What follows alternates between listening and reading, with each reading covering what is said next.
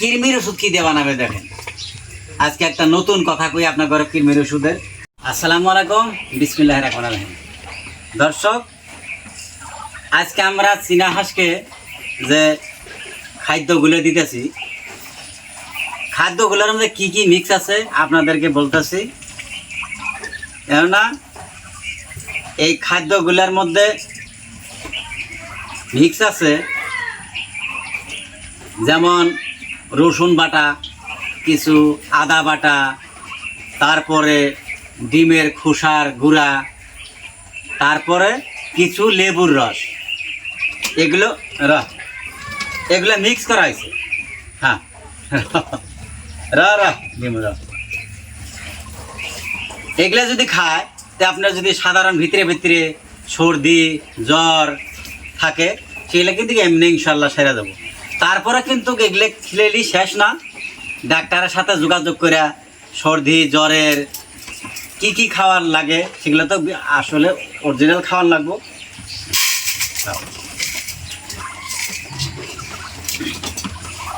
কেন এই কয়েকটা আমরা রেখে দিলাম, এগুলো বেশি দিলে খাবো না, যদি ছাড়া পড়ে না জানো।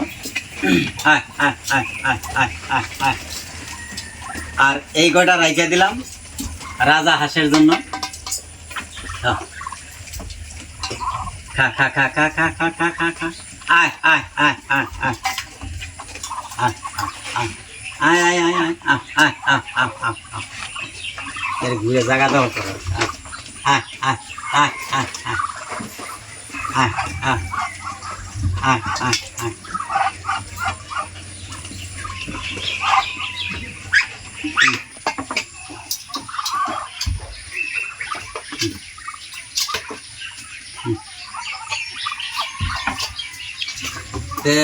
কথা হয়েছে যে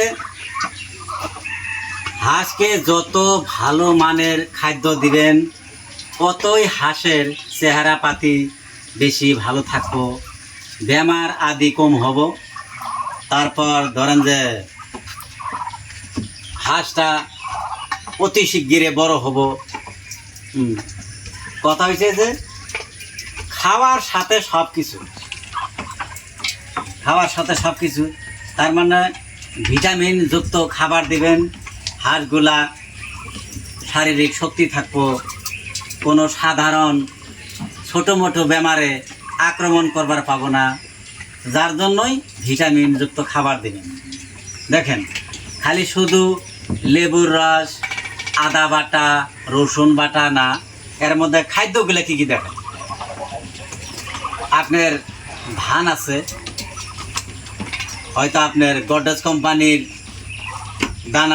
দানা আছে, ভালো মানের ব্রয়লার ফিট আছে, চাউল আছে, এগুলো যাবতীয় এক জায়গায় করে রসুন বাটা, তারপর আদা, লেবুর রস, ডিমের খোসা, প্রত্যেকটা মিক্স করে মা খাইয়ে দিছি। এই যে দেখেন খাইতেছে, এটা খাইলে হবো কি, ওর দেখলে শ্বাসনলীটা ফ্রি থাকবো।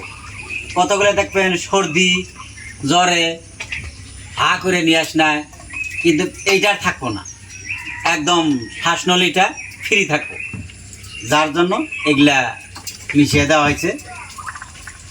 আর যদি দেখলেন যে দীর্ঘদিন থেকে হয়তো কৃমির ওষুধ খাওয়ান না, কৃমির ওষুধ আপনি ডাক্তার কাছেও আনতে পারেন।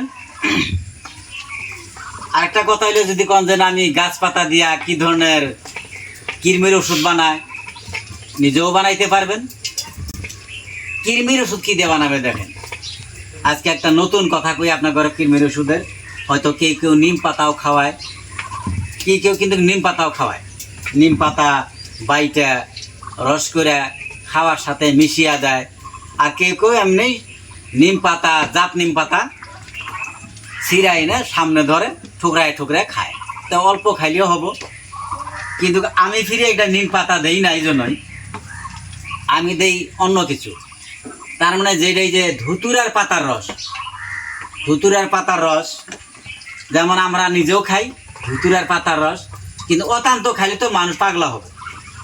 কথা হয়েছে একটা ধুতুরার পাতা বাটলেন, পাটার অপর পৃষ্ঠে বাটলেন, বাটার পর একটা পাতলা তেনার মধ্যে নিয়ে চিপে রড বাইর করলেন, করার পর একটা কাপে রাখলেন, কাপে থেকে রাইখা